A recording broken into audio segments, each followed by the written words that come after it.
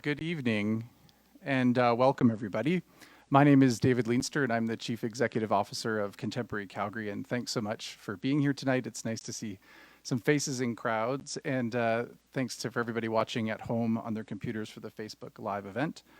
I'd like to first begin by acknowledging that we live, work, and play in the traditional territories of the Blackfoot Confederacy, which comprises the Siksika, the Piikani, the Kainai, the Stina, the Stoney Nakoda Nations, and the Métis Nation of Alberta Region 3.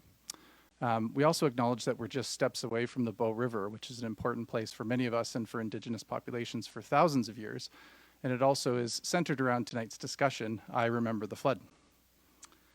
Tonight's roundtable is part of Everywhere We Are, which is an important two-part exhibition co-curated by us at Contemporary Calgary and the University of Calgary Nickle Galleries. I'd invite you all to look at contemporarycalgary.com to see the upcoming programming, which will be quite amazing next month in September and October. It's quite a lineup, and I would encourage you all not to miss those events. Before I welcome my colleague Kanika Anand, who's our associate curator and responsible for our public programs, I would just like to just thank a number of people who make what we do here at Contemporary Calgary possible. And so I think I'll start by acknowledging that this evening and this exhibition was presented by Peter and Jan Tertsakian, and also supported by Chubb, Lloyd Sad, and Novacor.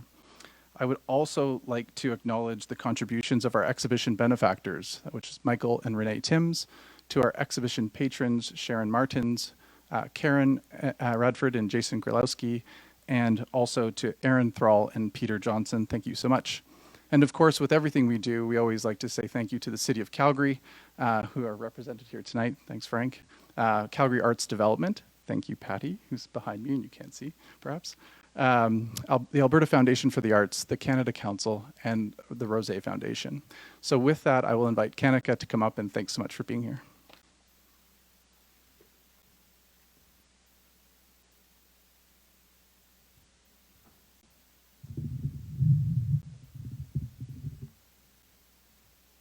Thank you, David. Our roundtable tonight is part of a series titled I Remember the Flood, organized by Contemporary Calgary to explore the devastating impact of the 2013 Calgary flood, which also damaged several artworks in our current exhibition. Considered one of the worst and costliest natural disasters in Canadian history, we revisit the herculean efforts of local leaders and organizations in the art community. Today's roundtable is intended to celebrate the resilience of our Calgary community, as well as share our learnings with each other. We have an amazing group of Calgarians here, whose responses and actions had far-reaching effects on the community. With the benefit of hindsight, we revisit some of these stories. Tonight's moderator, Catherine Illitalo, was born in the Nacotchtank settlement of what is now called Washington, D.C., and grew up in various places of the world thanks to the diplomatic life of her parents. In 1986, she came to Calgary, where she continues to work as curator, writer, educator, garden historian, and gardener. She experienced the flood and the time that followed directly as an instructor in the art department at the University of Calgary, the curator of the Bow Valley College collection, the wife of Ron Moppet, an artist whose work was in basement storage in the most severely impacted area of downtown Calgary, and a member of the Calgary arts community. Please welcome Catherine, who will introduce the speakers for this evening tonight, and thank you very much for being with us.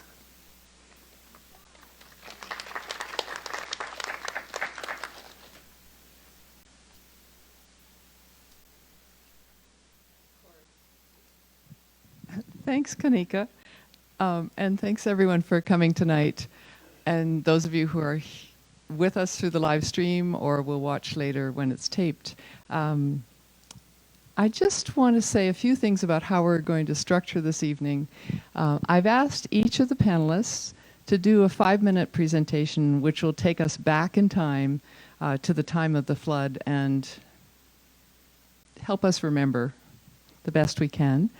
After that, we'll have an opportunity to talk to each other. So I've done this a little bit backwards. I've actually talked to everybody and had wonderful phone calls.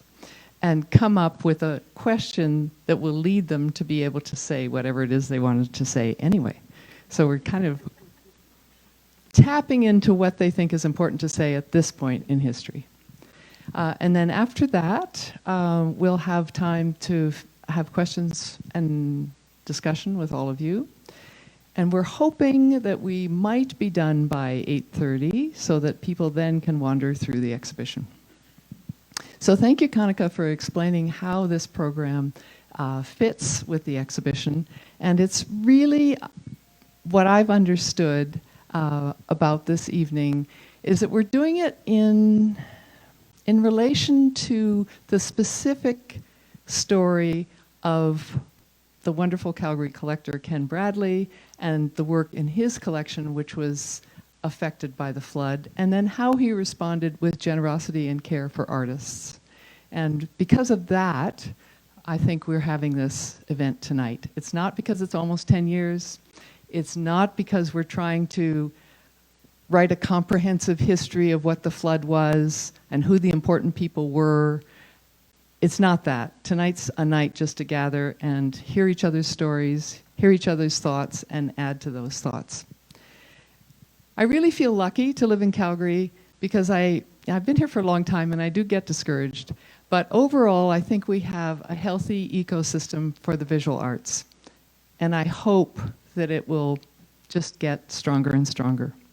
And that ecosystem really depends not just on artists, but also arts organizations, artist-run spaces, and some of the other government funding, the large public galleries, the educational institutions, and also the commercial galleries and the collectors, the audience for artists.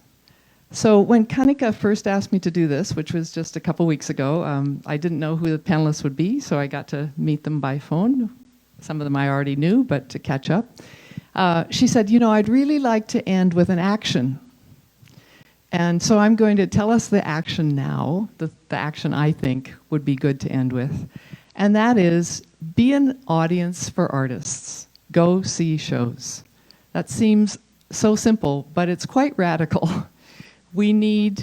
Artists need people to look at their work. And all of us help that happen in one way or another. But it's essential, and we need to tell the rest of Calgarians that it's something we value. So, Kanika, you said I was going to introduce each of the speakers, and I actually didn't get ready to do that. So, I'm hoping that maybe each of you will say something about why you're here before you get started.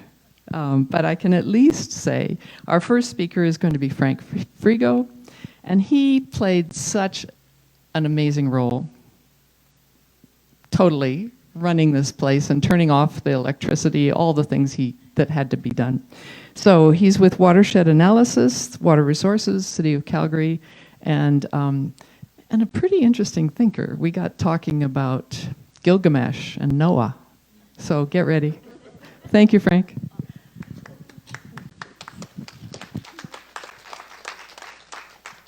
Hi, and good evening, everyone. If it's okay, I am going to stand just so that I can turn and actually look at some of the content I threw together in these slides.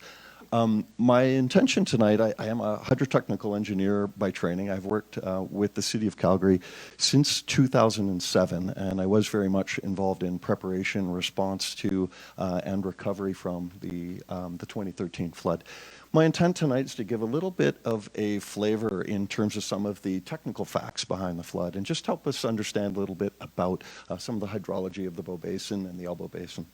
So without further ado, if you were a cloud coming over our beautiful Rocky Mountains toward the Bow and the Elbow Basin from west to east, you would find this below you. And this is the Bow Basin. They're shaded in kind of a purple color, and the Elbow Basin shaded in kind of a blue color. What you can see is that the Bow and the Elbow, they both kind of fan out when they get up into that alpine part of the territory. And it is that alpine part of the territory that is really responsible for the severe and rapid flood response that we have. So really, when we're starting to try to know and understand the Bow and the Elbow rivers, we really do have to think about its full character. And its full character does include a terrain that has an austerity to it, and that really does mean that it ends up with what we as hydrologists call a very flashy response system. So if the Bow and the Elbow River were cars, they would much more be like a Ferrari than they would be like a smart car. They are very quick responding, very wild animals, if you will. And that has led to kind of an interesting artifact. This little bar chart is a diagram that shows all of the annual peaks that we have record of going back to 1879. And you can see 2013 over there at 1,840 cubic meter per second kind of called out. It's the large bar on the right. But you'll see that larger floods have actually occurred in Calgary. So flooding is very much, and thinking back to that preceding slide, it is very much something that is within the nature and character of the basin that we live in. Any hydrologist who looked at that previous slide would absolutely anticipate that Calgary would be a place where there would be risk, because the entire drainage area does concentrate into these two rivers which flow through our beautiful city. And I got a couple historic photos.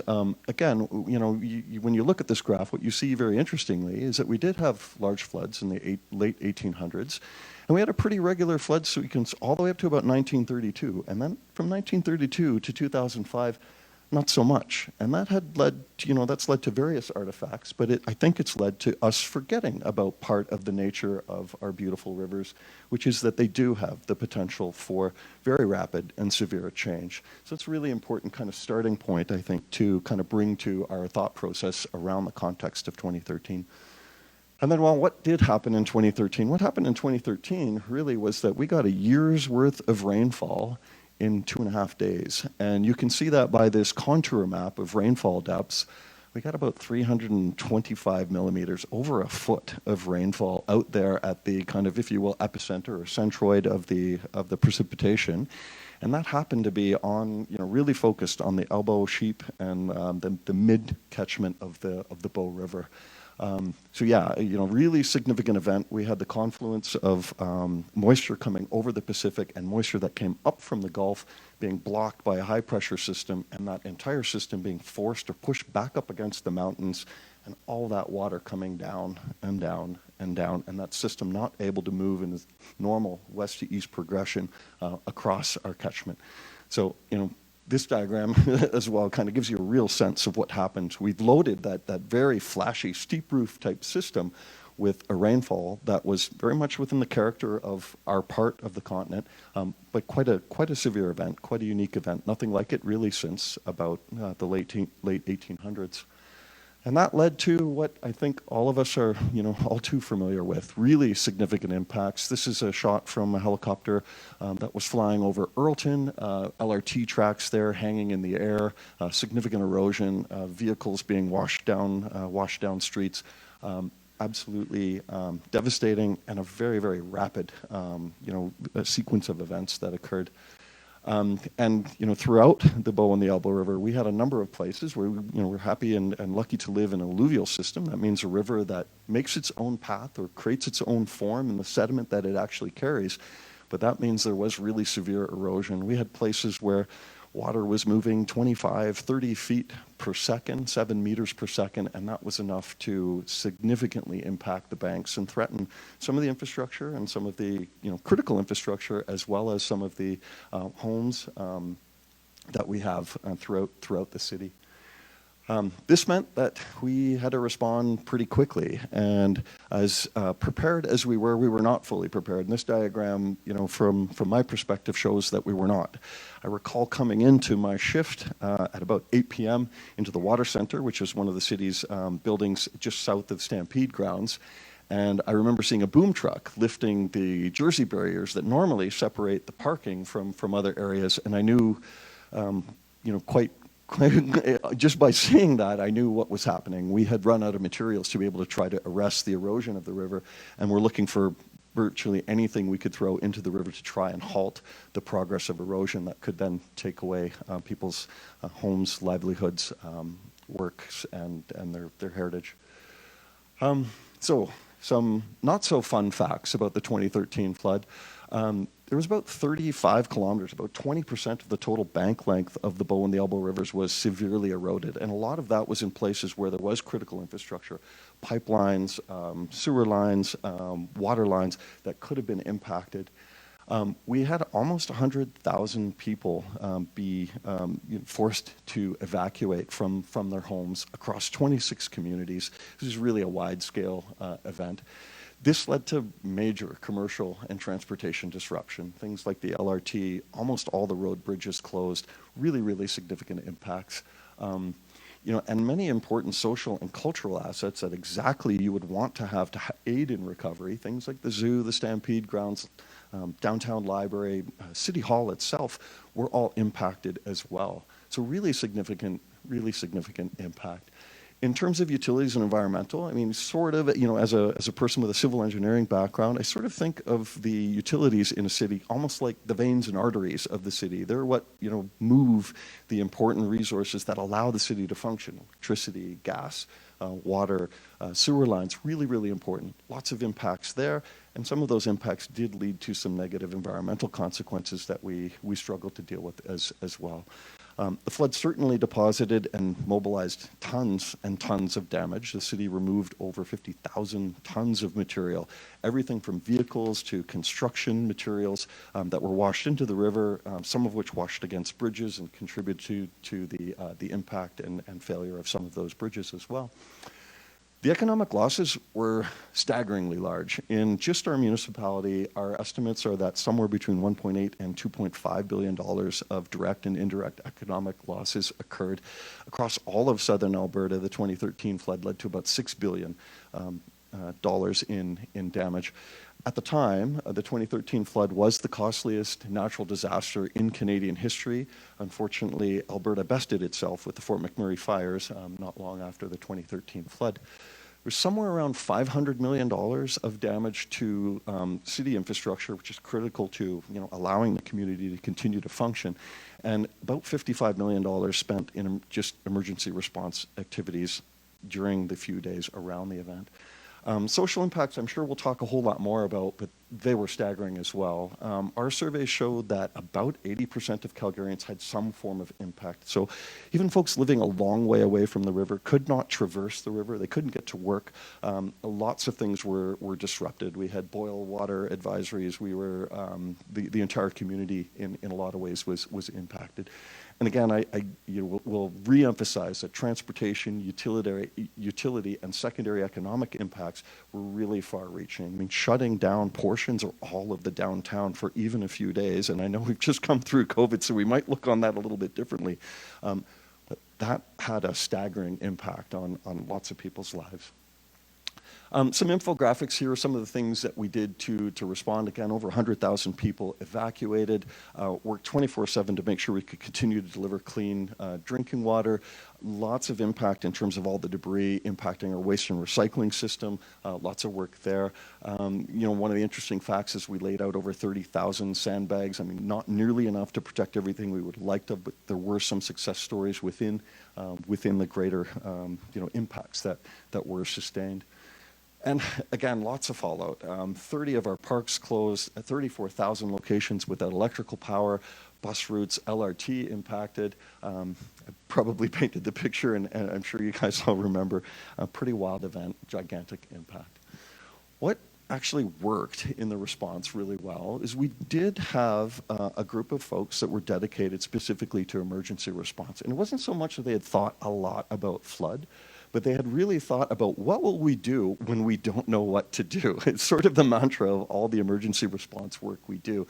So there was structure, there was training, there was, I knew once we kind of hit that big red button and moved into emergency mode that my normal duties would be suspended. And I understood what my reporting structure would be, what authorities I would have, what decisions I would have to make, as did others throughout the organization. So that's a really key thing, being prepared, having a structure, understanding what you're going to do, and have some form of a centralized way. You need to be able to recreate kind of the organs, if you will, of the normal operational structure and have kind of a new brain that is focused about the emergency response and the emergency response only.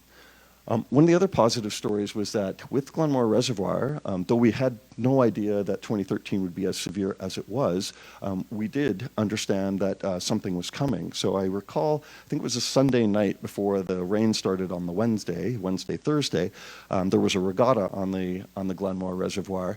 When that last boat was off, we started drawing the reservoir down to the lowest level that we could while still producing drinking water to be able to prepare. And thankfully we did do that, because though the Glenmore Reservoir is quite small relative to the flow that can come in from the Elbow Basin, it was able to cut the flow almost in half on the Elbow. So as devastating as things were throughout Stampede, Earlton, and elsewhere, sadly I have the training to understand how much worse it could have been had that action not been taken. So that is a wonderful win, and since then we've done even more work on Glenmore, increased its capacity some more. But I'm really pleased that there was an ability to foresee a little bit, certainly not to the extent I would have liked. We're also lucky that in 2012, we had just completed some work to understand the Bow River a little bit better. We had just completed some detailed hydraulic modeling and inundation mapping. And that became the basis for evacuation plans and a lot of the other response decisions. It allowed us to see almost to the meter on the ground where the inundation would come from in a beforehand way, which really helped facilitate, once we understood what was happening, what those effects were going to look like. It's a great thing that we did have that in place, and I think that's at least partially responsible that we didn't have an even higher casualty and health impact rate from the event. And then finally, we did have quite a bit of work that we had put in over the last number of years prior to 2013 around flood response planning. So in addition to emergency response planning, we did have a series of actions that we understood would need to be taken to be able to help secure some of the more critical resources within Calgary. Well, some important learnings. Wow, the speed of response. When the event was happening, I recall phoning up the guys at Glenmore and saying, guys and gals at Glenmore, and saying, I believe the sensor you have, the automated sensor, which I can see through our computerized SCADA system, that doesn't appear, it must be broken because it's reacting in a way that nature cannot make it react this way. Send someone and read the stick. Stand in front of the stick and read the stick. You have a low-tech backup to this high-tech system, which is a guy goes and reads his stick. As he was reading the stick, the number, it was changing so quickly, I understood that the sensor was correct, and what was happening was about 3 times more rapid than any response I'd ever modeled, I'd ever conceived of, that I could ever draw from any textbook or work I'd done before. So that was a really important learning. Part of the nature of the Bow Basin and the Elbow Basin is that they are more flashy, more severely responding than even I, with lots of training, could have appreciated. Citizen communication engagement, wow. One of the most interesting parts of my work as a technical person has been, since 2013, sitting with people, hearing their stories, understanding how they were impacted. And so those numbers about economic loss, they're not abstract to me. I understand that means that was someone's livelihood, that was someone's gift from their grandfather that was damaged in their building, in their basement, that it may have been a building that their family built that was damaged in the flood. That very personal aspect has been really part of the more interesting part of the journey that I've had as, again, a more technically focused person since 2013, sort of the social side. And a lot of that really does come back to, you think of that second slide I put up, we haven't had a big event for a long time. What I really recognized was there were a lot of people going, how did this happen? And one of the things Catherine and I talked about as we were preparing is there seemed to be a lot of people switching back and forth between, is this man versus man, man versus nature, man versus himself? There's a lot of that kind of soul searching of how and why did this happen? And again, hopefully I'll get to talk a little bit more about how understanding the Bow River and the Elbow River is really part of maybe the answer to that question or that seeking.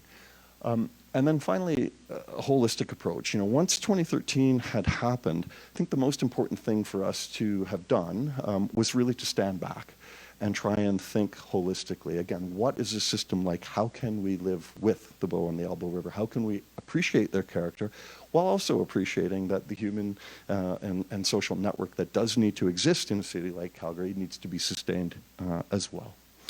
So with that, and I know that was probably a little bit more than 5 minutes, I did want to give a little bit of background there, and I hope that was helpful.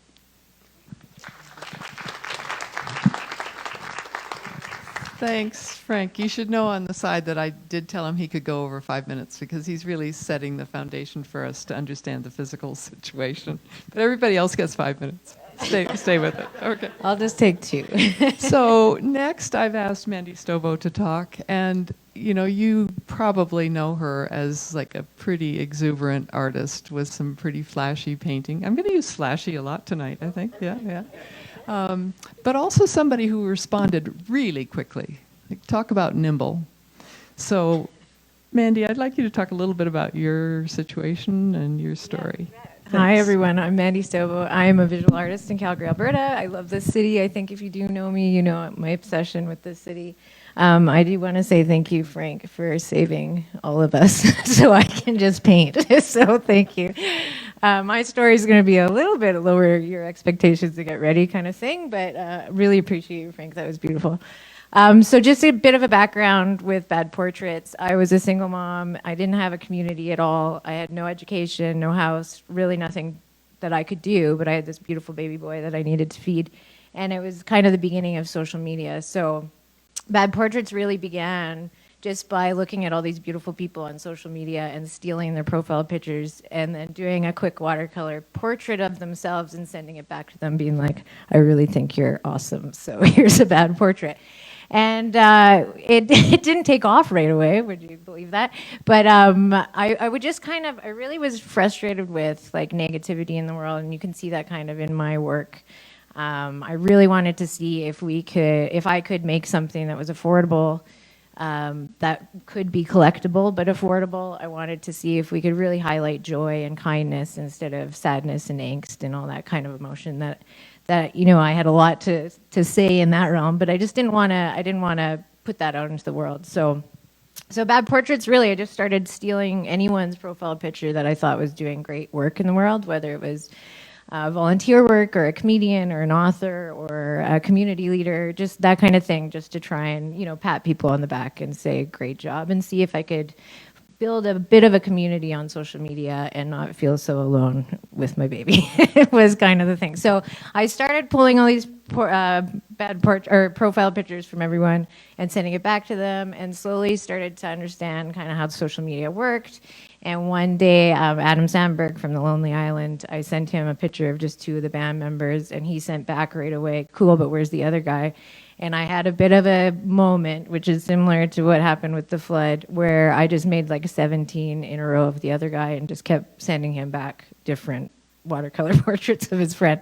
Anyway, so it started retweeting, and then suddenly it started going everywhere. It got into a bunch of media, and by that Christmas, I had 3,000 orders, and I could provide for my baby boy. So that was very, very lucky.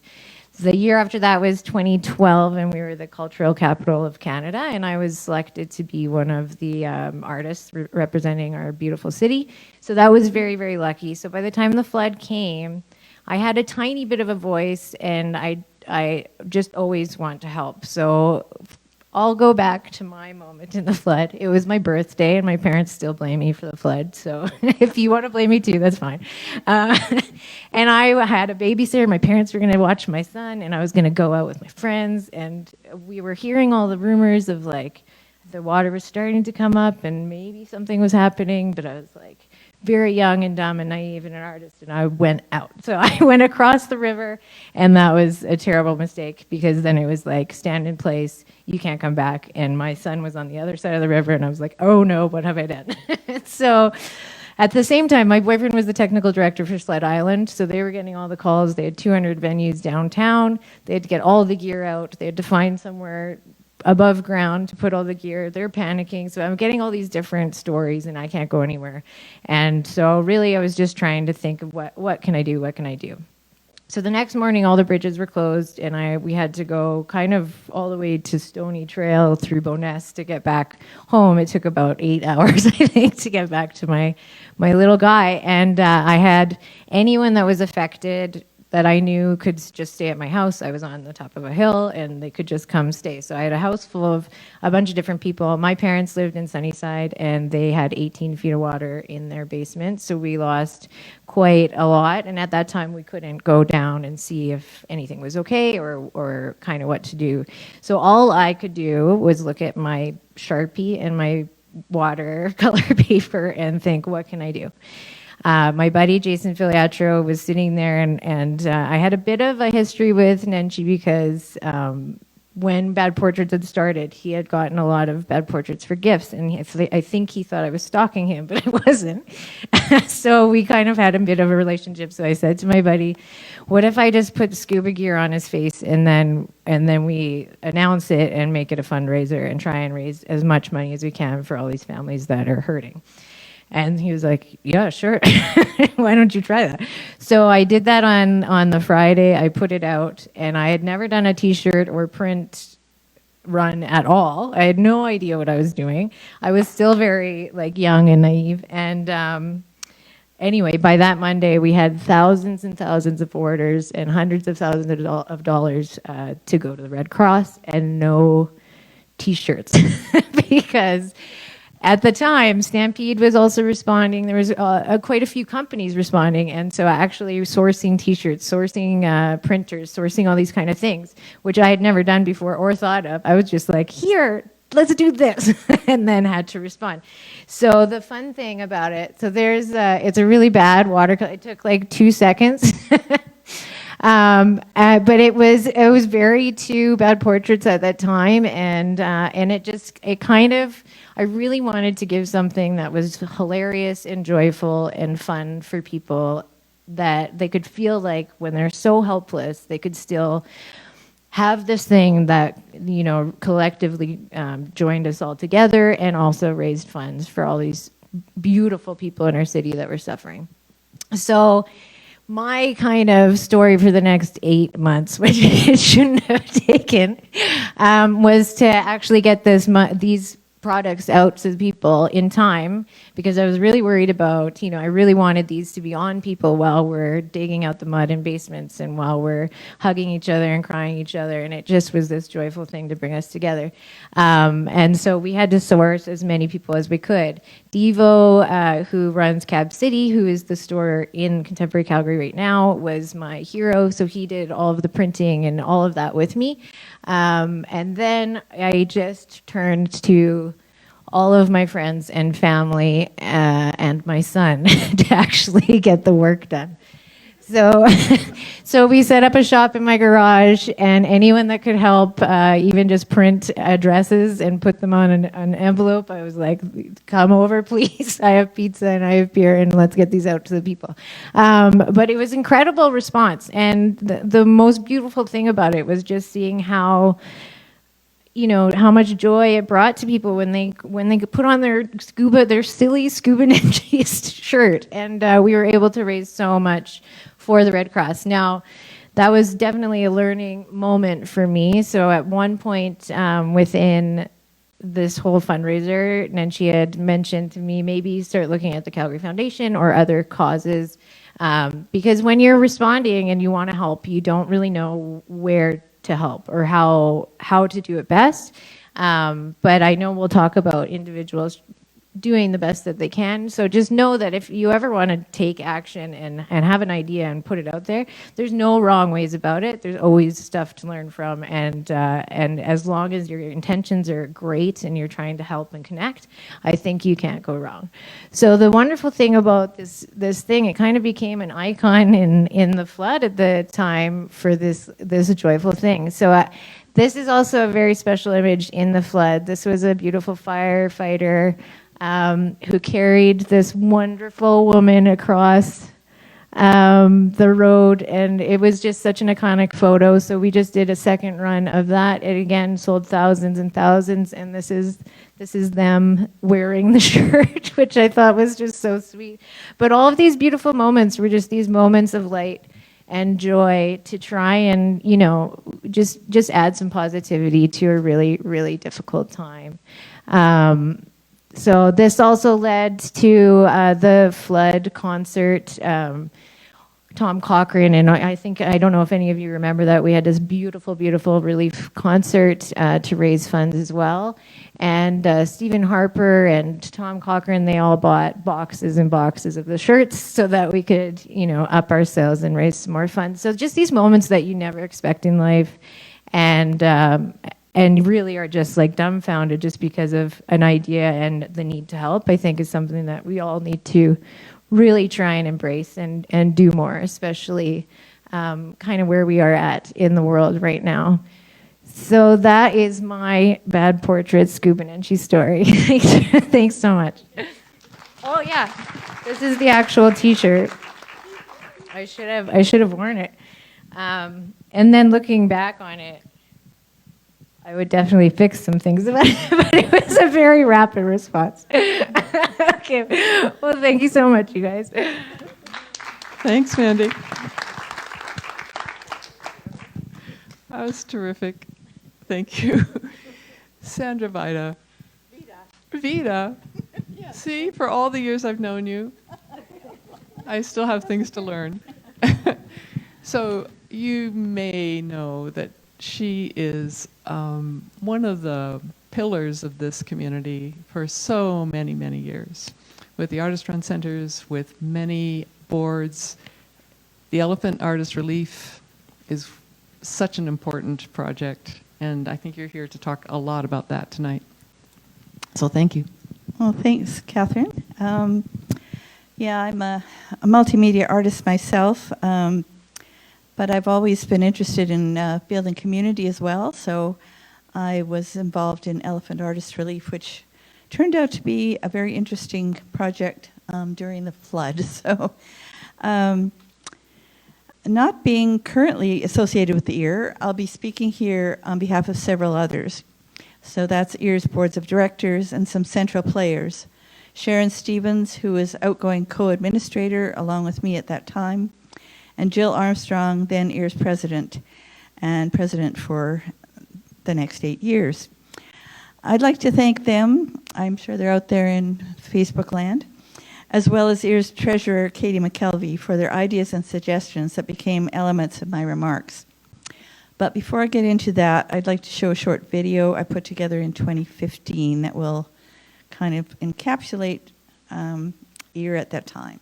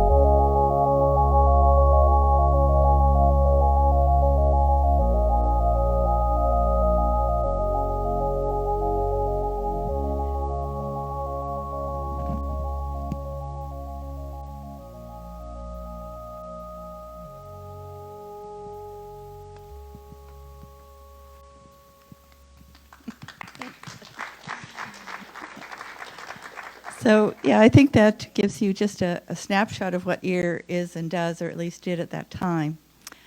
It was just 10 days before the flood that Jill Armstrong joined the board, and I officially took up my incoming contract position. So pretty interesting timing. On the first day of the flood, someone posted pictures on Facebook of the street in front of Stride Gallery. Instead of a road, there was a river flowing by its doors. Then more images emerged of the Stampede grounds and Sunnyside and the whole downtown core deep in water. We soon realized that what was happening was a full-on disaster, and along with that came the knowledge that so many artist colleagues lived or worked in that soggy downtown core. I began getting phone calls from Sharon and Jill wondering what we could do to help, from other artists asking what they could do. Right off the bat, Stacey Watson from Pith Gallery offered to put on a fundraiser at their space in Inglewood, still luckily high and dry, and her team went into high gear to hold the event on June 28th. Donations of art appeared as if by magic, and local bands showed up to play. Someone even showed up with a barbecue selling hot dogs for $1. I believe it was Sharon who suggested that EAR immediately put in place a fund for individual artists affected by the flood. Jill called a board meeting and proposed the idea. EAR luckily had a bit of cash from earlier fundraisers in a savings account. The board agreed to set aside $10,000 as the emergency flood fund, setting a standard award of $1,000, and 10 awards were dispersed in record time. Of course, EAR then continued to disperse its usual awards with the regular funds. Other EAR supporters stepped up pretty quickly.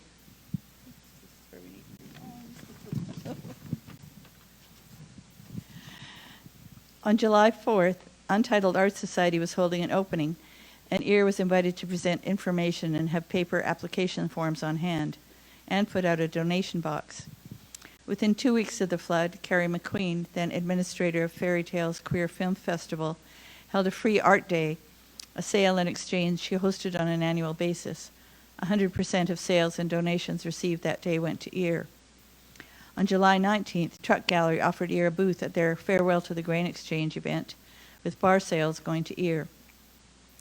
EAR partnered with the Art Gallery of Calgary, now Contemporary Calgary, where we now sit, to present a month-long exhibition and auction in December of that year called Art Rise. The ticket price guaranteed each visitor an art purchase from over 65 works donated, all of which helped EAR help artists at that difficult time. I think I'll leave my remarks there, as I think we'll have a chance to delve into more of the whys and wherefores a little later. Thank you.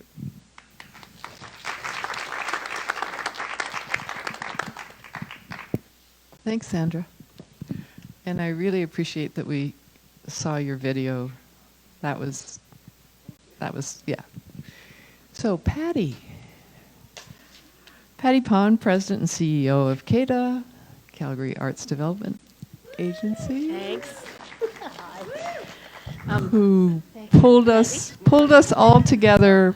Thank you. I remember early in the flood, your first announcements. Yeah. And big sigh of relief going, okay, she's stepping up. Thank you. We're trying. Thank you all very much, and many thanks to Kanika and the team here at Contemporary Calgary for inviting me to speak. Certainly in my conversation with Catherine and thinking about what I could talk about tonight, all those emotions and that really visceral feeling came back, and, you know, going through my closet trying to find my Scuba Nancy shirt and all that kind of fun stuff. So thanks very much for the opportunity to do that. And also for, you know, I recognize that tonight's topic is really related for all kinds of reasons or came forward. It is an interesting time to be talking about this given where we are with respect to COVID-19, and really afforded me an opportunity to talk and to think about the role that artists have played, not only the impact of these times, but moreover the way artists have responded. And so that's really where I'm going to center a lot of my comments tonight. So, you know, first off, we'll just have some reminders. You know, in addition to what Frank shared with you around the numbers, we know that June 21st, 2013 saw one of the worst natural disasters in Alberta at the time, where we experienced the very worst of what Mother Nature has to offer. But it also afforded us a time to show the very best in who we are as a city and as people. And so we talked about the 100,000 people displaced, the effect that the two rivers had on our community and in our towns. There were 32 states of local emergency that were declared at that time. And as Frank mentioned, there was $6 billion in total damage, of which $1.5 billion was actually covered by insurance. So now that's assuming as an artist, you even have insurance. For like, how do you insure your own work? And so those were the kinds of questions that we were encountering as we heard from members of the community. And like the insurance question was a really big one for many, many artists. And even if you did have insurance, how do you replace your work? How do you get that painting back that you created? Ron was somebody we had a lot of conversations with at C-Space. There is a grief of the loss of that work that goes well beyond what any insurance policy is going to cover.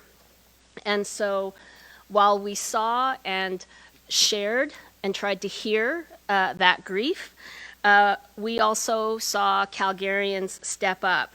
I'm sure everybody remembers that day, McMahon Stadium, the mayor called for 700 volunteers to come, and 6,000 people showed up, prepared to do whatever. They had their hand tools, they had the rubber boots, I think you can see goggles in there. They were ready to go to work for whoever and wherever we needed. And that was an astonishing revelation to me. And I'm a born and raised Calgarian. And so to see my city and my people come out like that was an extraordinary thing. And I was just talking with Sandra earlier. The interesting thing, again, to be thinking about that in this time is my experience in the pandemic has not quite been the same. I know a flood is a flood and a pandemic is a pandemic. But the way we came out for each other in 2013 felt different than it has in the last 18 months. And even at the very beginning of March 2020, when we thought this was going to be a few months tops, banging our pots on our patios at 7 o'clock. But not the same kind of coming out. And so that is something that's really staying with me right now. This is Jan Somerville. So that $6 billion number that you heard from Frank, what we had reported to us from the arts community in particular, $2.1 million in reported damage, lost revenue, or lost or damaged inventory. And again, in the context of how do I even put a price on that piece that I created. Diana Sherlock had an archive of her work going right back to her days in college, that's 30 years of an archive of your work gone. And so a kind of that credit card commercial about, you know, this costs this much, this costs that much, what the loss of an artist's work, of a representation of their voice and their stories, priceless, was really what we heard. 3 areas of primary impact: the displacement, loss of revenue, and the loss of inventory, equipment, supplies, and also an emotional piece that I didn't really think about again until I started putting together my notes here. It was just a tremendous time of grief and loss. And so when we participated in the creation of the Alberta Arts Flood Rebuild Fund, Yes, it was about raising money and trying to find ways that we could get money into the hands of artists and arts organizations. We set a fundraising target of $500,000, and within about 3 weeks, we had 200 donors come in and meet that target. We were able to do 2 go-rounds of needs assessment to distribute that money.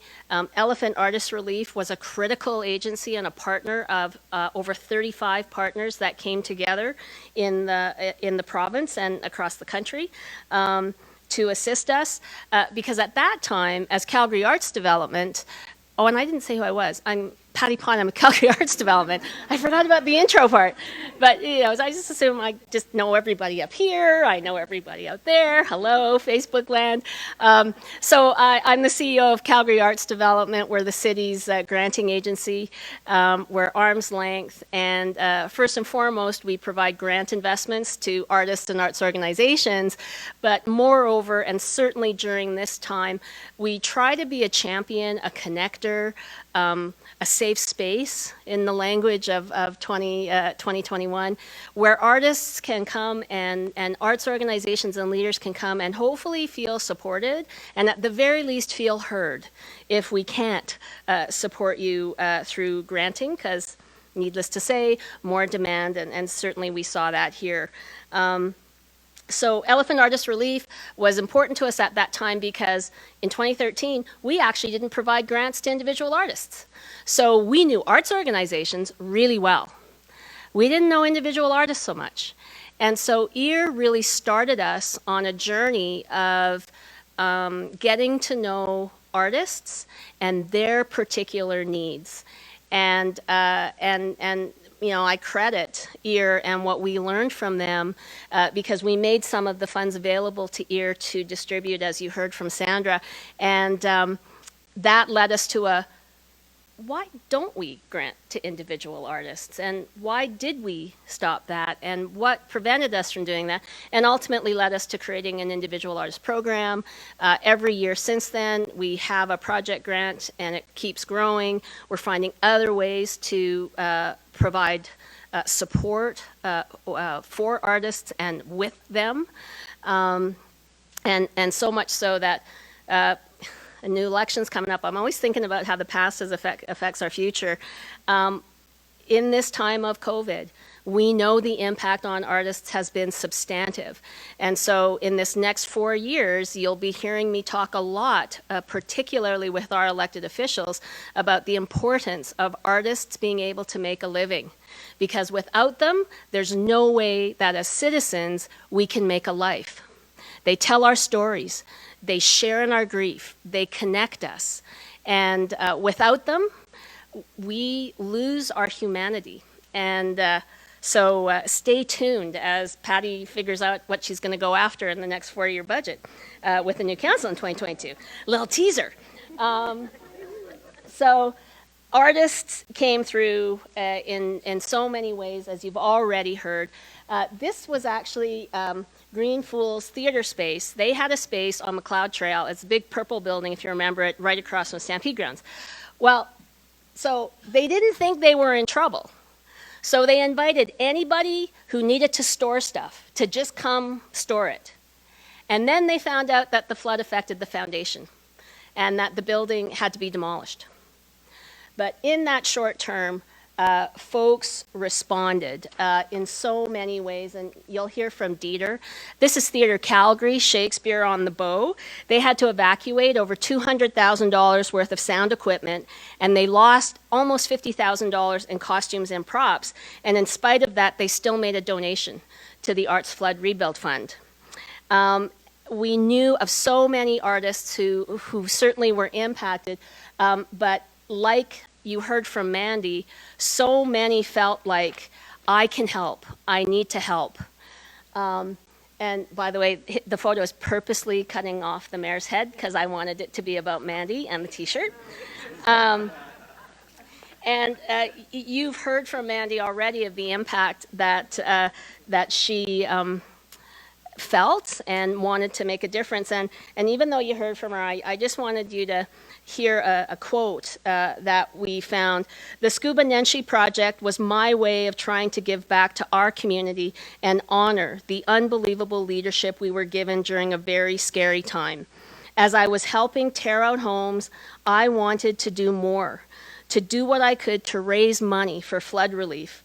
Too many good people have lost so much, and I think it is all of our responsibility to do whatever we can to try and help them all in their time of crisis. So I made a bad portrait of Mayor Nenshi wearing scuba gear and threw it on a shirt. We sold thousands in 1 week, and I hope it can be a reminder of how great our heart is in this beautiful city. I am still blown away by what Calgary has accomplished in such a short time. It's so inspiring. And so that was an interview you had at some point. And then you see the second image that Mandy created.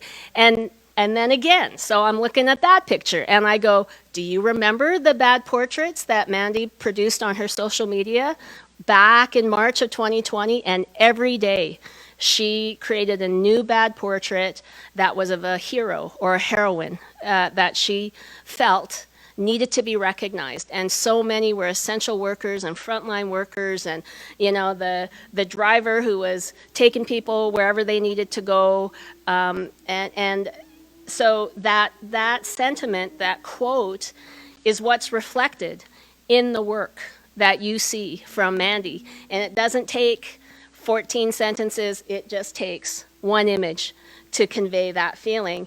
And so many others like Mandy did the same. So this is Cinder and Sage, they're jewelers, where 100% of the proceeds were committed to the Red Cross. And again, you can see in the work that right away, you know it's about Calgary. Right away. You don't need 14 sentences or pages or paragraphs to describe that. And there were just dozens and dozens more artists who used their creativity, their practice, their talent to tell our stories, to help their neighbors, to help strangers that they didn't even know. And as you heard, the Red Cross received $40 million in funds to support flood relief. Calgary Foundation received $8 million. And then, of course, the Flood Rebuild Fund, we realized $500,000 from all over the country and all over the world. So there is more work to be done. And as the arts continue, and the arts will continue to have a role to play in rebuilding. And once again, during this current pandemic, we have all seen how Calgarians have leaned on the arts and leaned on artists to reduce our loneliness, to help us with our mental pressures, and most of all, to help us and remind us that we are connected, that we are here, that we belong, and we matter. And this is during a time when the forces that be and the powers that be try harder and harder to pull us apart.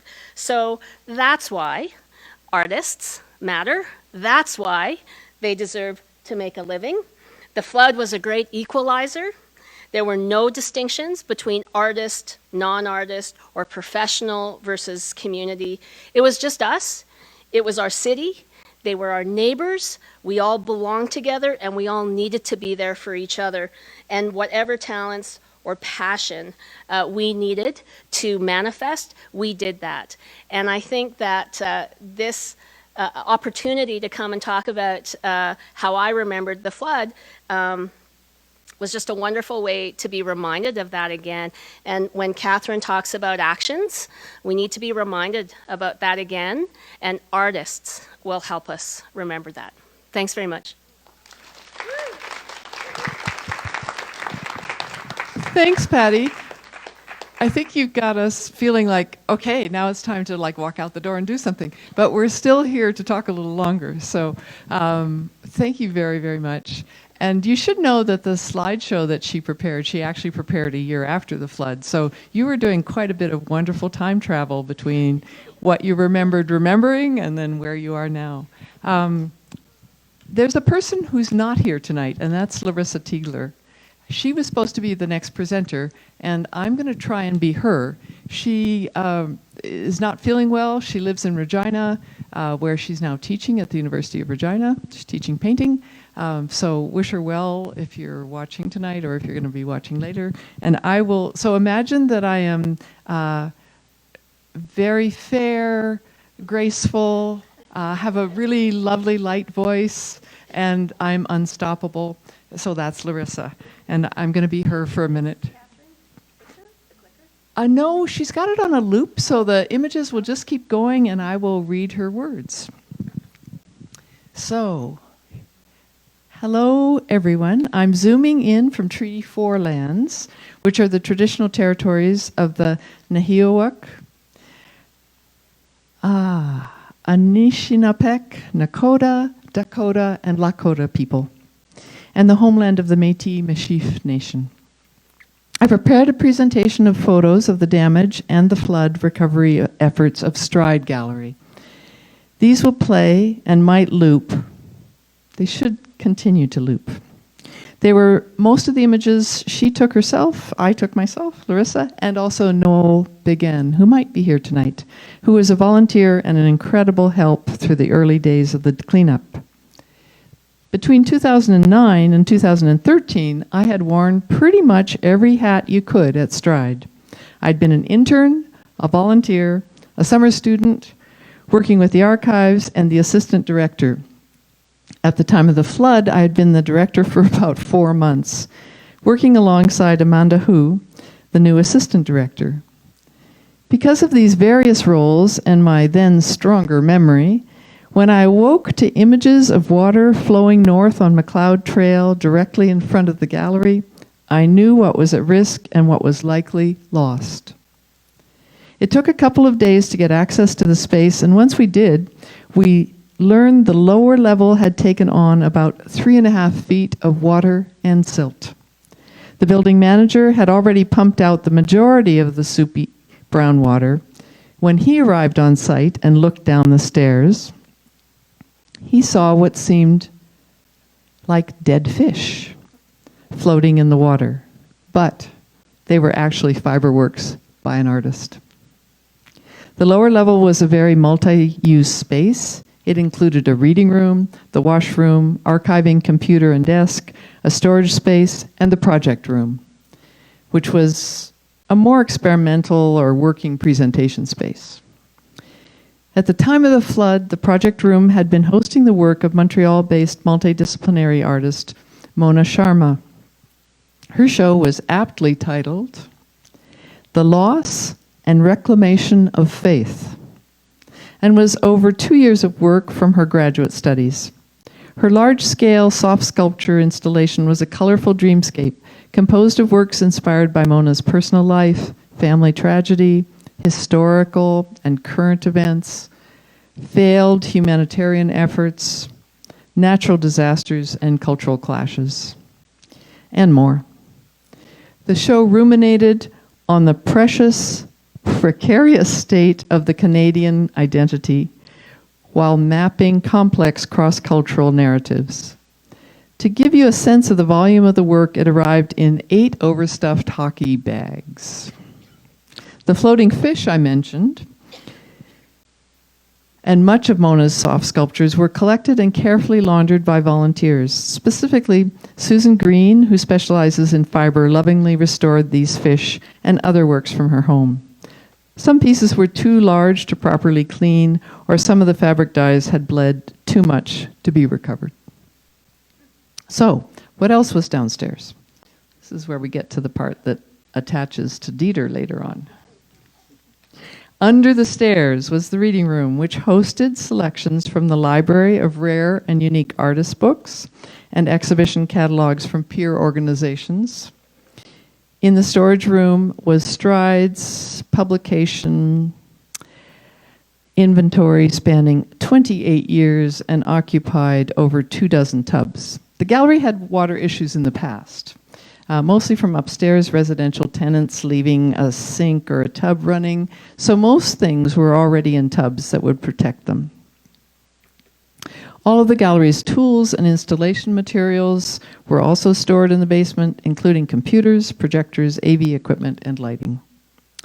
The then 28-year-old exhibition archive, which had been meticulously organized by past staff, filled 2 very large file cabinets.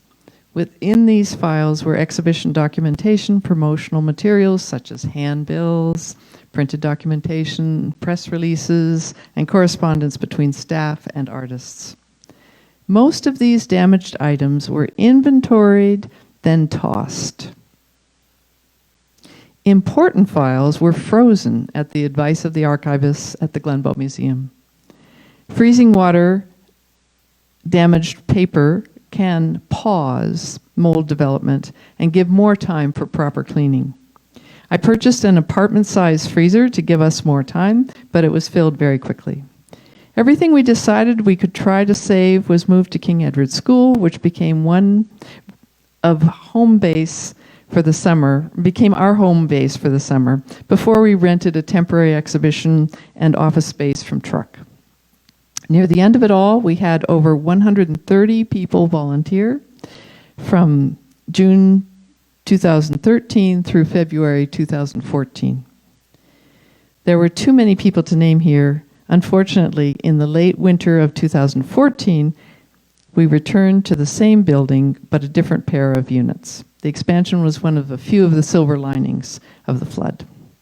Alongside the stuff, archive, and material needs of an artist-run space, we were forced to pause gallery programming for 6 months, stop paying artists, stop showing work, and stop serving the community. And I moved from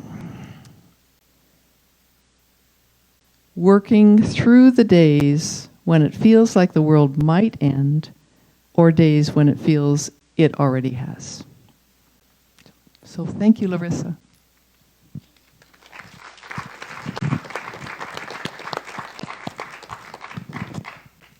So, Dieter.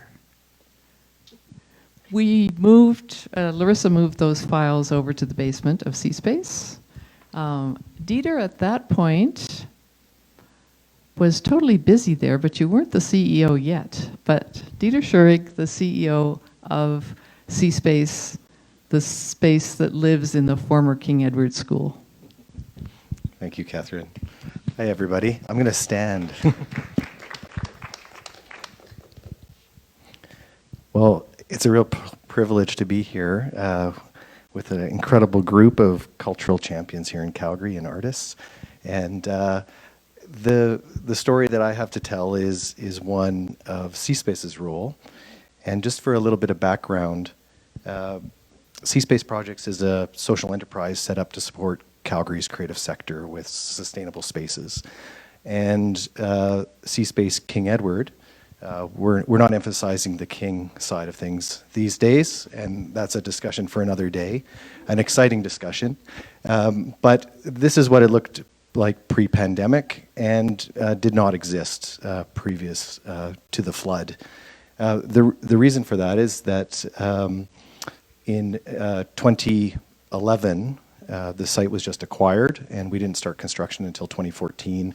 We opened up in 2018 fully, and this is a day in the life of C-Space King Edward. So there's some 35 tenants from mixed disciplines. There's event and performance space, exhibition space, and also unique public art sites, as well as ongoing public activations through community-based work. So quite an exciting place. We desperately miss this. So previous to the flood of 2013, this is what the facility looked like. So it was a 100-year-old sandstone school that had been sitting vacant for 10 years. There was a 1950s addition, which you see, the brown brick, which was a gymnasium and home ec and industrial arts, as well as a 60s addition that was on the backside. So in total, there was some 120,000 square feet of vacant space. This is what occurred in late June. And I have a small confession to make. the one of the greatest learnings, or perhaps one of the learnings from the flood, is that we now live in a cloud-based world. And I lost my power cable to my hard drive. So I've begged and borrowed some photos here to kind of piece together our story. So this photo is courtesy of Dean Kirshenman, who was an artist living in Elbow Park. He had a home studio in his garage and a home right next to the Elbow. And you can see that he didn't fare very well on that day, unfortunately. And but he's a man of tremendous spirit, and he immediately went into a mode of trying to protect his life's work and figure out what to do with it. You can see on the left the water line in his garage. Subsequently, and unfortunately, they made efforts to rehabilitate the basement and remediate it, and unfortunately then had to demolish the house. So these are, incredibly moving stories out of the flood, like Frank has mentioned. You can see on the right the collection of his work that is just taken out, and obviously, what do you do with it? So these are some kind of amazing pictures of the silt covering canvases and just the effects of that Elbow watershed and what it's actually made of, and the erosion that has come in the sediment, and what you do when you need to clean them off when you're dealing with hundreds of canvases that you'd like to see in the homes of Calgarians and patrons, obviously. So what transpired with us at C-Space is that we had this vacant space, and obviously there was a cry out into the community to address the situation and respond to the situation.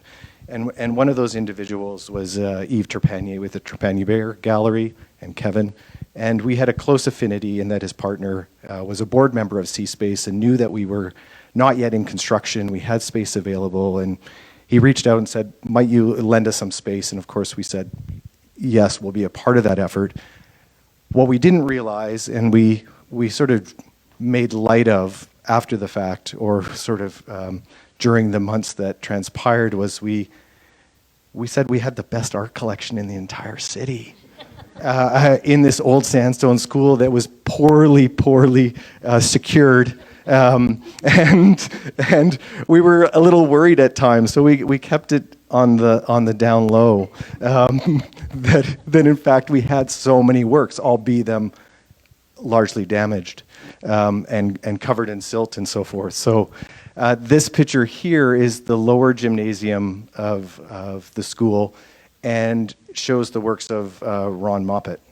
So Ron had works in a storage space in Victoria Park down the street, I think from the Stride Gallery, and all of these works were obviously silted with the same effects that we saw with Dale's work. So as soon as Yves realized we had space, he called all his friends, and we started adding to that art collection. And as you know, somebody who's so deeply invested in our city, not only from a commercial gallery point of view, but with friendships and contacts and relationships with collectors, we soon became home to quite a few more works beyond Dale's and Ron's. And you can see here, there's probably some that are familiar that pique your curiosity. We opened up the facility to the Highwood Museum as well, so that's kind of an important story as well, remembering that the High River was also affected, and others along the foothills, other small settlements and small towns. But we offered up the space to Trepanier Bear. Stride Gallery was with us, as you've heard from Catherine's account of Larissa. Pump House Theatre was displaced, so they didn't have a place for their kids' camp, so they came up the street to us, and also those other collectors like Ken Bradley, whose work is seen here. So that's Stride on the right. And now a little sort of, I guess, positive piece out of this is that Dale and Ron were with us for close to 4 months. They came in June, and I think the last canvas was picked up sometime in October. But one of a couple of the memorable moments is that on the right, What If Twilight by Ron Moppet is now at the National Gallery. It was conserved, and largely thanks as well, and I should have mentioned Glenbow was up there. There was a tremendous community effort. Conservators from the Glenbow came and joined us, gave support. There was tons of artists in the community who were supporting Ron and supporting all of the work, emptying countless humidifiers that were running 24/7 to bring down the humidity levels. And on the left here... Dehumidifiers. Dehumidifiers, yes, no kidding. Dehumidifiers. No kidding, not humidifiers, dehumidifiers. And Catherine, I don't think she picked up this, but she called, in her email today she called C-Space D-Space. So I take that as a small compliment. But anyways, here on the left, D-Space is Dale Kirschenman. Let's be clear, an artist who was able to rehabilitate over 100 canvases and have a show and sale in the school, and was able to make proceeds from those, obviously supporting his livelihood. So all said, it was a tremendous community effort. Just some of the highlights. Now, the second confession I have was at the time of the flood, I was actually doing my architecture master's thesis on the rehabilitation of King Edward School. And so I was kind of a journalist agent in disguise, kind of making mad scribbles. And this one, and I've just relayed and got approval from Ron Moppet. Today, I found this in my journal. I took a note from Ron as we were kind of working closely together and surveying, the exponential sense of, I don't know how to describe it, overwhelming anxiety with seeing one's life's work out on the floor. And he said, at first you feel totally overwhelmed with the enormity of the situation. Then as more people have come in with space, with support, and with expertise, you feel the situation improve. Incrementally, we have moved towards an improved situation with respect to paintings thought destroyed by the flood. And as you remember at the beginning of my presentation, C-Space was just an idea at that point. It was a sketch. It was some schematic designs, but ultimately it was a hope about community. And this really captures, I think, in a notion of, in good times and in bad times, we need space to be, we need community to support us, and we also need that additional layer of knowledge sharing to really thrive. And I think in this case, in the case of the flood, we survived, and there's lessons to be learned. So thank you.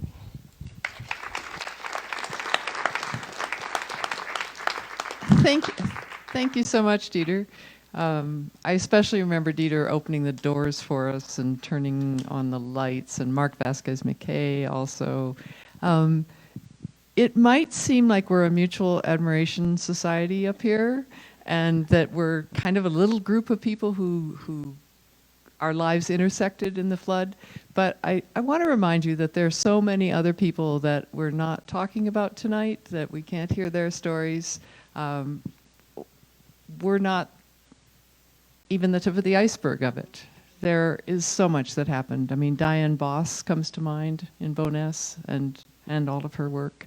But our last speaker, Evelyn Kellane, who is also an artist, who's going to give you a specific project that she worked on with out of This Is My City, the group that she worked with for so many years. And just give you another example of a very positive thing that happened, and with a different community than is here tonight. So, you ready to? You have work to do. We have questions for each other afterwards, but a lot of people have already been answering their questions. So feel confident that things will speed up? Well, I wrote it down to actually stick to the 5 minutes. So if I read what I wrote down, then I can actually stick to the 5 minutes. So welcome everyone, I'm Evelyn Kellane. And the images you see here, these pictures were photos taken by Max Cisilski, who was a homeless person at the time. But the first question, what did I do during the flood? I actually live just outside the city limit, and I often, when I turn the corner to drive to our home, I always have a view of the Bow River. And I actually was working on, so I'm a printmaker, and besides carving in, did I do anything on my? I don't think I pushed anything, but maybe. No. Well, anyway. I have to go back. I was working on a cabinet, so I'm also carving in other materials, and it was a Chinese cabinet from repurposed wood, and I was actually making a pattern of the Bow River when the flood happened. And on the chest I made the bull trout, which is a threatened species in the Bow River. So I finished it in August, but I thought that was a weird coincidence, and I also therefore donated part of the of my commission to EAR, because I was not impacted, my husband was. But the images of the flood you see here by Max, at the time I was involved as an artist mentor, and I'm also founding member of the This Is My City Art Society. And it was a project that came out of a pilot program of 1 year that was started by the city in 2009, together with the 10-year push to end homelessness. A group of artist mentors engaged in art-making activities with citizens from Calgary who experienced homelessness or who are more in marginalized living circumstances. And so that was a successful project, and so we actually decided to form a non-profit, which was in existence until 2019. So the mandate of This Is My City Art Society is to engage citizens who experience homelessness or who live in the margins of our society with art-making opportunities, and to also provide them means of creative expression, and also to engage all Calgarians in the dialogue surrounding homelessness. And so we also did that by sharing the results of our workshops that we held in most of the shelters, the Drop-In Center, Alpha House, Women's Center, In From the Cold, and a few more. So you would think that citizens who never experience, so actually citizens who never experienced homelessness had to evacuate and all of a sudden had no place to go. And so you would think that homeless citizens would not really be that much affected because they don't have a house. But that's not true, because many of the homeless shelters in the city were actually in the center of the flooded areas. So the drop-in center had to be evacuated, and Alpha House, who actually has programs for homeless people that need to be, have issues with addictions, was also very, very severely flooded. And all of a sudden, they needed to find a place for these people. And it's a shocking experience when the last refuge that you have, and for many people who already were in, very fragile state of mind, to have that taken away was very impactful. And actually, a lot of the clients from Alpha House were relocated to here, to the Science Center, which then was still empty and not yet what it has become now. So what we decided to do is to focus our workshops in the next few months on the theme of the flood. So the writing workshops, most of those who were done in either Alpha House or the Drop-In Center, were done by Leah Story, who was a a copywriter and journalist, and there were also poetry and song-making workshops led by Sally Truss, Kirk Miles, and Shannon Jones. And so we had a lot of poems, thoughts, essays, and I did a printmaking workshops on styrofoam together with Hannah Poon. And we did that at In From the Cold with parents and their kids, because In From the Cold houses families who are in need of shelter. And a year later, in 2014, we had an exhibition in one of those window galleries from the new gallery in what was then still called the Epcor Center. And we also made books. So we decided to actually, it would be a great idea to publish a book. And so the pictures from Max were used for a centerfold and for a cover. And I taught Max how to screen print, so we did that together in Alberta Printmakers. And Sally Truss curated, edited from all the text what we were going to publish, and I sort of matched that with the prints from all those workshops. And that meant that I did reprint them myself. It was a bit difficult to do that with all these our clients, but I stuck to the sort of imagery and the colors that were used by the original person who made these prints. And so we ended up with an edition of 25 hand-bound books. And I think they're a great record of thoughts and impressions of the citizens in Calgary who often don't get a voice to show. And a year later, we also digitized this book and used it as a fundraiser for This Is My City. That's it.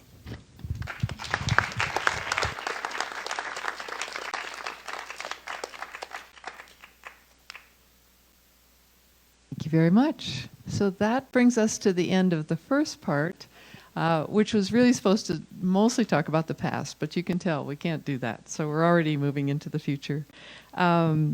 I've asked each person to answer a question and start a discussion. If you want to bring the house lights up a bit, you could. If you want to keep us looking like this so that we look good on Facebook, that's fine. No response. All right, we'll stay like this. So my first question, Evelyn, is for you. If crisis acts as an equalizer, how can the arts provide opportunities that equalize community members in a positive way? Well, there are a couple of answers for that, but the way art can act as an equalizer is because it can become this central point around which communication is going to flow. So it can open up alternative forms of communication.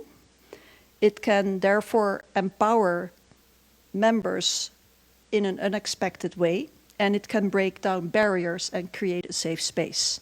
So I will give an example of what I mean, and there are several, but the first one is directly derived from those workshops at This Is My City, where, well, when I started out doing those, and you go and you set up your artwork on the second floor of the drop-in center, or you just, go into Alpha House and you discuss with people there, where can we go, where can we set up, what can we do, and it's like, hey guys, we have this stuff, and you can do something different for a change. And for instance, for me, it was often printmaking types of workshops, lino cut or styrofoam cut, which I don't do anymore for environmental reasons, or also assemblage, making objects from found materials and painting them, and that was often a lot of fun. And so when you are explaining and talking about the art, you start to actually communicate, and you have this crutch about, because you can always talk about your art and start this conversation that way and interchanging your thoughts. And then something beautiful often happens because you're sort of relaxed, people start to work, start to create, they have questions, you help them out. Then this very open atmosphere happens, and you really they start telling stories, experiences, and you have this conversation I never imagined I would have with a homeless person when I would encounter someone like that in the street. And you sort of connect as a human-to-human plane, which I found incredibly, equalizing, literally. And the same happens also, that's another take, is in art science subject matter, which is my own practice. I do a lot of environmental and content in my work, which is relates to a lot of science-based stuff. And so peers who do that, who also have climate change and science topics in their art, and you could also think of topics relating to the pandemic even, or what we are experiencing, find that those are avenues to also, like Patty was saying, one image says it all, so you can get this information to people or make them think or have conversations about it. When a scientist would explain it on his terms, in his language, with his vocabulary, it's often too difficult for people. They shut down, they're not open for it. But if you put it in a song or in a theater play, you actually have people participate with you in these activities, then it is another angle, more tangential, that brings home information and connection. So. Yeah. That's Does anybody else on the panel want to respond to that idea about art, the arts as an equalizer? We've talked about it a little bit already throughout the evening. Okay, so I'll just move on to the next question. And this one's for Sandra. So what are the principles, lessons, or strategies that came to light during that period that would be useful to share with the community now?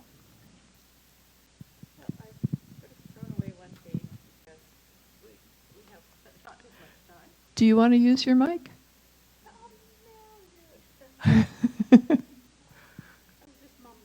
And I think you touched on some of it when you were talking, so... Just a preamble. Okay. Okay. There were a few points that were internal to EAR where we learned more to be quick on our feet, I guess, and I wanted to talk about that a little bit in terms of generalizing to other arts organizations and other crises, I guess. So it was around that time that a new idea for management of the arts was beginning to be current, that rather than focusing on the rigidity of a 5-year plan that might have been set in stone, organizations should focus on building resiliency and flexibility in the face of changing times and unpredictable events. So the flood offered a great lesson on the value of shifting on a dime when necessary, and we certainly know all about that lately. So while EAR acted quickly with our emergency fund, some board members were resistant to altering our existing budget and our carefully crafted plan for the year. But as a group, we learned how to be flexible. We needed to loosen the stringency of procedures and protocols in order to get money into artists' pockets and fast. Another point is about the value of building strong networks and relationships and their reciprocal advantages. So I'll trim that back a little bit too, and just tell you that EAR's boards of directors have always featured artists, but we also made a great effort to include health professionals, obviously because we're about keeping artists healthy and well so that they continue their work. But as well, we had accountants and lawyers and business people, and they contributed their expertise, but also learned a lot about the arts and took part in all of our events and exhibitions. And beyond the board, EAR cultivated lots of relationships with folks just in the community with us. Commercial galleries, of course, as we mentioned, I guess, but just some examples were Jarvis Hall and Christine Klassen, who had their own galleries, became friends with EAR, and often offered their venues, framing, transport, or other assistance. Auctioneer Doug Levis waived his fee to hold an online auction for EAR. A friend of EAR's called Mike Little, who's a businessman, held a fundraiser for EAR and invited his business buddies to come and donate. So I think we learned a lesson then that it's really important to have those relationships in place before a crisis hits. And then you can draw on each other and your various kinds of expertise to get through it. Sharon Stevens made the suggestion that fostering these kinds of cross-sector relationships could be more formally instituted, and we know that the Mayor's Lunch does that for us, and also a lot of the EAR events were attended by a wide cross-section of folks, but I believe Sharon was thinking of a more personal sort of one-to-one matchmaking system in the same way perhaps that CADA has done this for arts venues where people get together and help each other out. I think I'll skip that part too and skip to my big finale, which is talking to Jill was most interesting, as we had both gone through that early involvement with EAR and the flood together, and since worked together quite well. But she said, just off the cuff but quite wisely, necessity may be the mother of invention, but it's also the mother of awareness.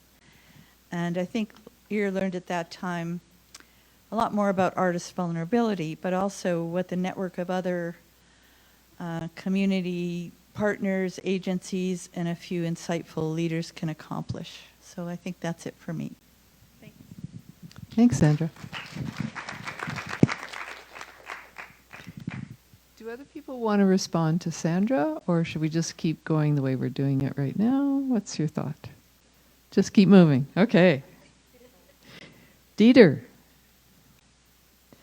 how can organizations position themselves in times of crisis, both natural and social? How is the ethos of the culture of an organization affected?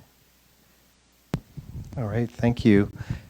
I think stepping back, I think the flood, the pandemic, they're important lessons. Frank mentioned, we need to live with nature, we need to work with nature, and I think we're in incredibly complex times in relation to that. But there's lessons to be learned, obviously. I'll echo what Ron said. In whether we're surviving or thriving, spaces to gather, spaces that are shared, spaces and places that are cared about is critical. Having strong community bonds is essential, and then obviously having mechanisms to share knowledge and expertise become critical. And I think those lessons we've tried to apply at C-Space. So from a point of the built environment and built infrastructure, we need to anticipate, I think, extreme weather these days and the flows of the river and how that can impact us. And in some ways, there may be retreat that needs to happen, or there may be water flow mitigation and control and berms and so forth. And we've seen this in the Netherlands, for example, would be a great example of working with water and being responsive to it. And so those things are starting to be seen in the built environment. So at C-Space, we have a stormwater catchment system that can capture the 100-year flood. So if it lands and we just have an isolated cloud of rain, that'll be collected in the parking lot, but it won't hit the city systems as quickly, so it'll slow drain. So I think there's a ecological perspective that needs to be applied to our built environment. And certainly, as we've seen, unfortunately, this summer in BC, or the hailstorm that hit especially the Northeast, our building systems have to change. In 1886, with the Great Fire, we realized that we needed to build with non-combustible materials. So we started building out of sandstone and brick, and our building is testament to that. It carries on.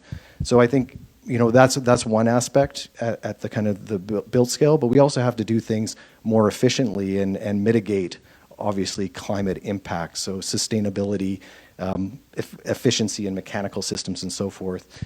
But then moving through that pyramid into community, the flood was a great example of community coming together, about caring for places, caring for their neighbors, caring for our cultural landscape and damaged artworks. Like that was profound, to be at the school at that time and see the community rally around artists to save their work. And just as importantly as people with their homes and trying to address that issue. So I think the community becomes incredibly important. And then ways of mobilizing, and maybe Frank touched upon this a little bit in terms of processes and procedures and ways to cut through the challenges of emergencies and be able to connect people, because I think that's an amazing way of responding. So I'll leave it at that. Mm-hmm. Thank you. And Frank, your question then sort of follows quickly on that. How can humanity live with natural systems that are both life-giving and dangerous? Oh boy. Yeah, I would say that a gigantic part of my quest really has been to try to understand the Bow and the Elbow River, as well as the sort of the rest of nature. But the way I largely apprehend that is through the numerics, the kind of scientific. I recognize and have recognized through the work that I've been able to do, and some with artists, but mostly with citizens all across from all kinds of walks of life throughout Calgary, that there are lots of ways of knowing, and I'm always looking to better understand the elbow and the bow. And I guess that would be kind of the message that is foundational to kind of all of the resilience work that I've been trying to do around the flood. It's really coming from a place where that's subtended by an understanding of this, this wonderfully productive system. It is the Bow and the Elbow River that give us our drinking water, that allow our community to be, that allow all the things around our community really to be what they are, but to recognize all the dimensions, all the facets of that. And like I said, I have a bias toward being able to understand that through the physics of water flow, etc. But I've really recognized that that basis of understanding can be much more multifaceted. And that's why evenings like this and participating in things like this for me have been really, really enriching.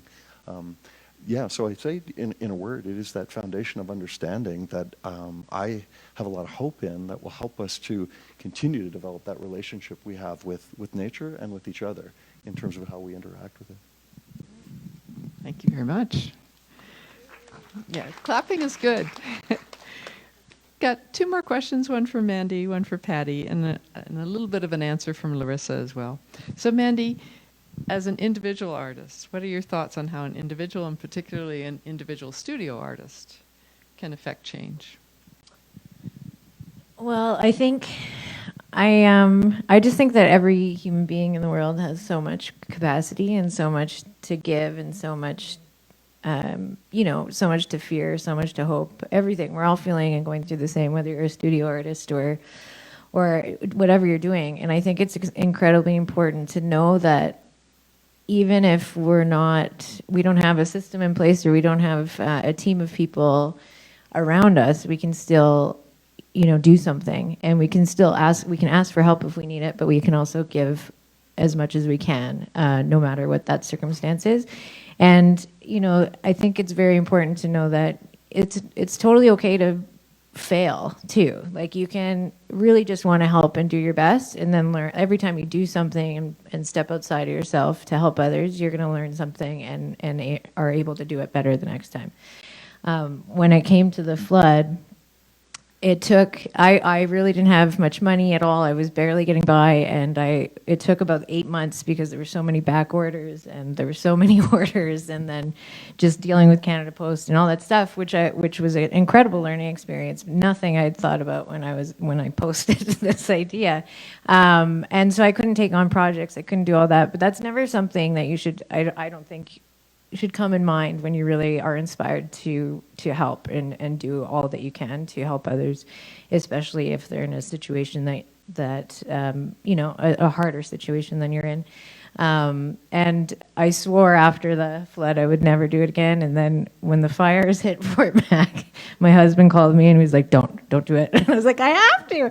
And then same with the beginning of the pandemic. I didn't know what else to do. And the only way I know how to communicate and reach out is through visual work. So that's my kind of, extending my arm and doing what I can. But no matter what we are and what we do, we all have so much to give. And I think, it can seem really overwhelming, but just take one step at a time and try things. And the more you do that, the larger your community grows and the more you don't feel alone, especially in crisis. Thank you. Thank you. Patty. How does a community or an artist bounce back from challenge? You've talked, I think, already about how change has impacted us, and we've all been talking about that. Would you also like to talk about the lessons to be learned from the arts and artists in particular? Sure. So I think what you've heard from everybody on this roundtable are lessons to be learned. Certainly from Calgary Arts Development's perspective and my own personal perspective, what I learned from artists is to not forget about empathy, to not forget about hope, to not forget about generosity, to not forget about humility. Those are the things that we see in the work that is created by artists. And so for those of you who maybe find yourselves in situations where you don't necessarily work in an arts organization, or maybe you're in a health organization, and certainly now as we see the impact of this, and I mentioned it, the state of loneliness, the mental, how wearing and this time is for us mentally, we still have artists to lean on. That being said, the arts sector was one of the very first sectors to be impacted during the pandemic. Within hours of the first lockdown order in March 2020, curtains didn't go up, ticket refunds were being made instantly, artist commissions, artist gigs were canceled. And again, we thought this was going to be for a few months. And here we are 18 months in.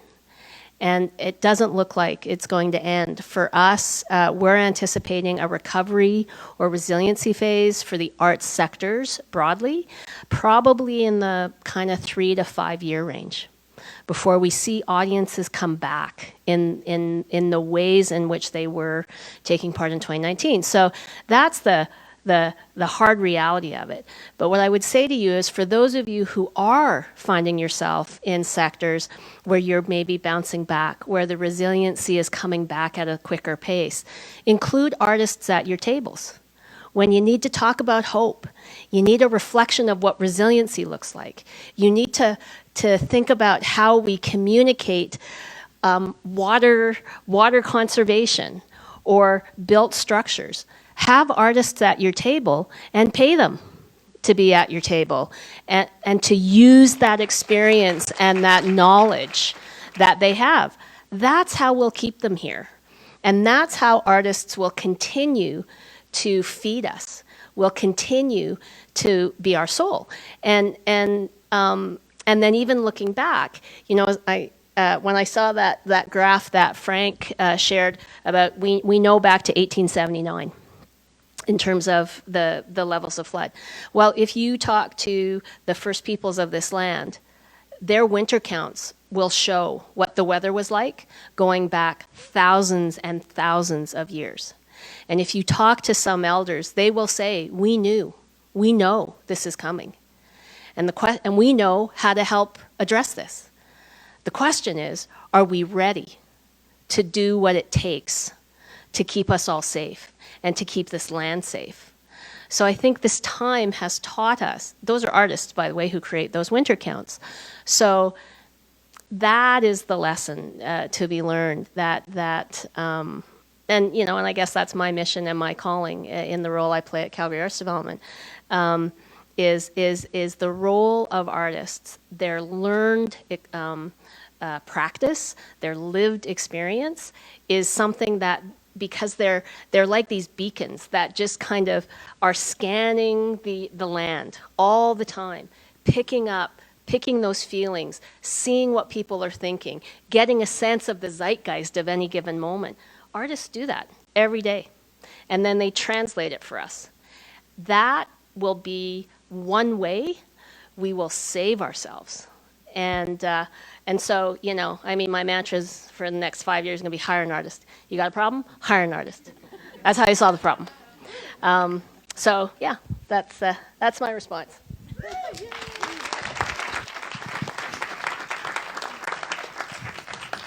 Thank you so much. I asked Larissa, and this is a question that you've all really addressed, asked her how essential are the arts in times of crisis and disaster, which we've all been answering all night. I'm just going to pick her top sentence. In times of crisis, we need the humanity, expression, and the sense of community that the arts create. So, yeah. So thank you to all of you.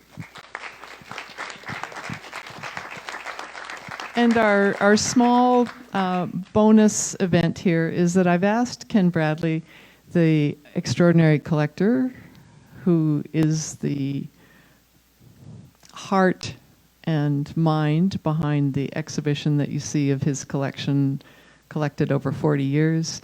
If you wanted to respond a bit to what we've done tonight, talk to us a little bit.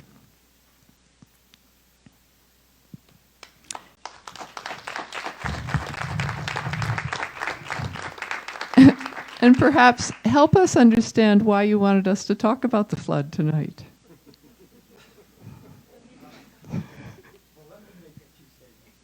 Okay, all right. Is this good, Chris? Okay, thank you. It's really interesting for me to be here tonight, and many moments were very painful seeing some of the images from C-Space, and you know, having lived the nightmare of a collector whose works were really badly affected by the flood. But in trying to synthesize not only my own emotions, but to listen to the really interesting individual stories of the panelists, it occurs to me that what we're dealing with is human behavior in the face of natural disaster, particularly natural disasters where there is very little warning and you have to respond very, very quickly. And so tonight we've heard 7 different stories of individual responses, and they're very brave, heroic, and just really, really wonderful. But it also reminds me of an article I read a number of years ago where it talked about what is human behavior when natural disaster strikes. And it really, the research from around the world is very consistent, and it really does speak to our sense of shared humanity. The first response always is to take care of loved ones, take care of pets. But the next response is to get photographs, to retrieve the memories of one's family, one's heritage. And I think that talks to the importance of connectedness. As human beings, we need to be connected. And that brings me to the role of the artist in society. And I was just so pleased to hear tonight the wonderful stories about the artists and just how important they are. And as a collector, I have to tell you, my greatest joy, absolutely the greatest joy, is to know artists. One of my favorite writers is Marshall McLuhan, and he wrote extensively on the role of the artist in society. So everything that you've heard tonight about how vitally important they are, Catherine's comment about just go out and see the shows, just support your artists, all of that is really, really true, and it's even more so. And so, Dieter, when you were showing those very painful images of sea space, and yes, I did see some of my work in that, you know, it reminded me of what was it that had the conservators from the Glenbow and conservators from around the city come to sea space and work overnight to try and save work. There was an incredible passion that this was really, really important. And I think it really illustrates just the importance of how art is. And I guess for me, it was when the idea of having the show Everywhere We Are surfaced. I worked with the curators, wonderful curators at the Nickle Galleries and Contemporary Calgary, and what was very important to me, and what they were very gracious to me and allowed me to have this, was the public programs.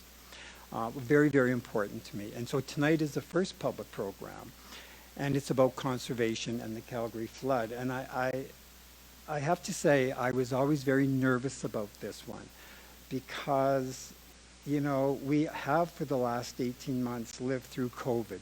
Very, very difficult, unsettling, unprecedented times for us. But then prior to that, the city that we love, Calgary, and our province, for 7 years before that, you know, we've suffered through a very difficult economic downturn where we're being challenged in terms of who we are, you know, what we thought we were, where we might be headed. And so the idea of doing a public program on the flood, it was somewhat disturbing in that, you know, we're just trying to get out of COVID. Do we want to drag everybody back to 2013? More importantly, that I want to be driven back to 2013 and have that sickening feeling in my stomach that I had when I saw the work from my collection that was damaged. But what I am so really, really pleased tonight is that, and so thank you, Catherine, particularly, and to all of the speakers, that you have chosen to actually bring out the heroism, the really positive aspects of the flood. And for that, I'm really, really grateful.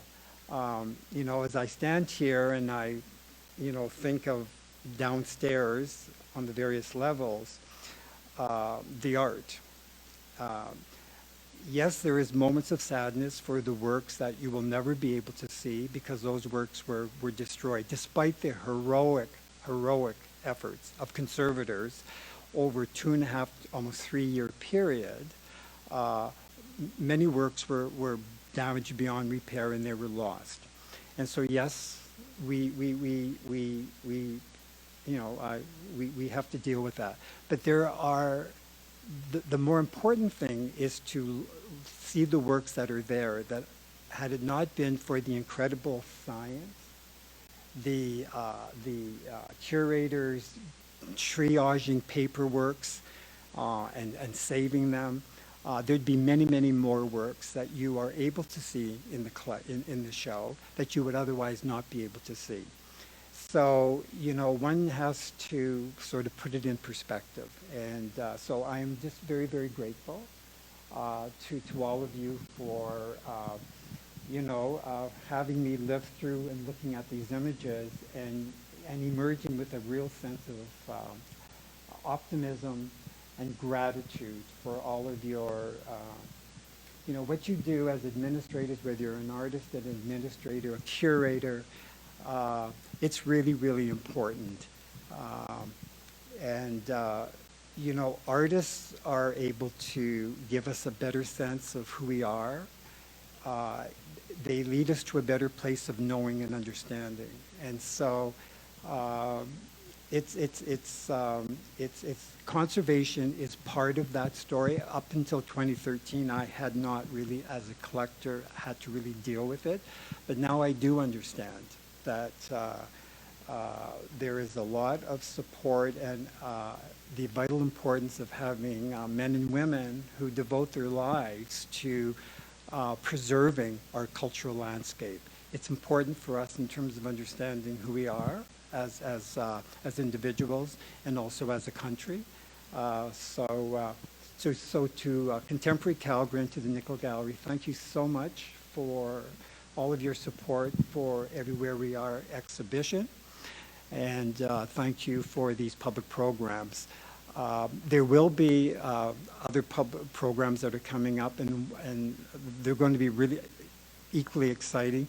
There is one on the neuroscience of visual objects. So it's leading edge research in terms of how the human brain processes aesthetic objects.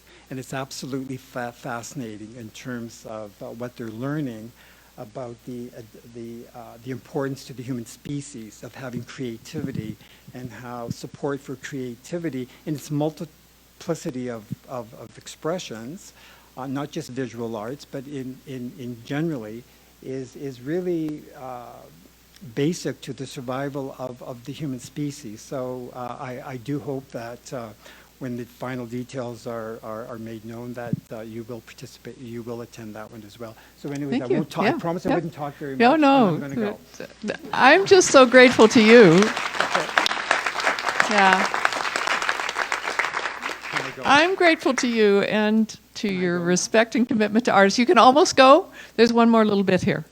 Mandy? Yeah. You can't quite go. One of the last ones for you, so she That's I'm honored. You're just so enthusiastic and godly, so typical of an artist. Oh, I'm honored. Thank you so much. Oh, you're amazing. Now you can go. Thank you very much, Ken Bradley. Now, are there burning questions from the audience? Are there questions from the chat? Or last comments that people are just dying to be heard? Or are they happy to wander around and see the show? I see one question there.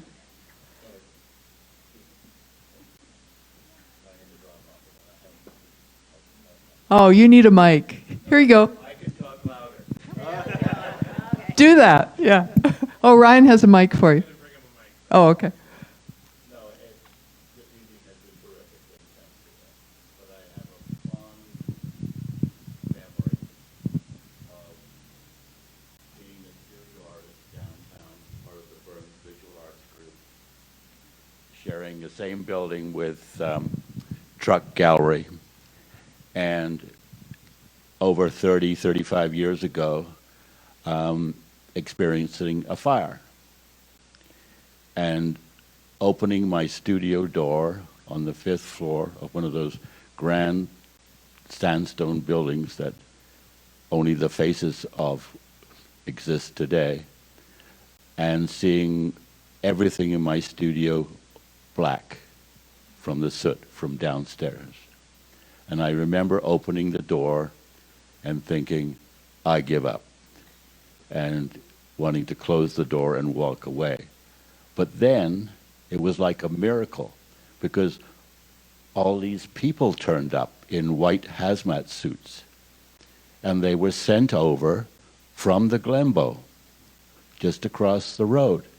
And that was Duncan Cameron, who was then the director of the Glenbow, and it was brilliant. It was a miracle. And you just go in and start, and it's all good. And it was wonderful. So thank you for allowing me to remember that tonight.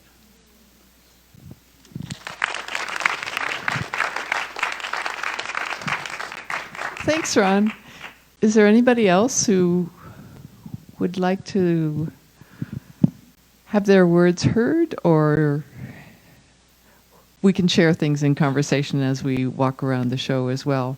One thing that I forgot to mention, we were hoping Mayor Nenshi was going to come tonight. Just, you know, he was pretty instrumental in helping us all through the flood, because it does depend on individuals. You're talking about Duncan Cameron. We're talking about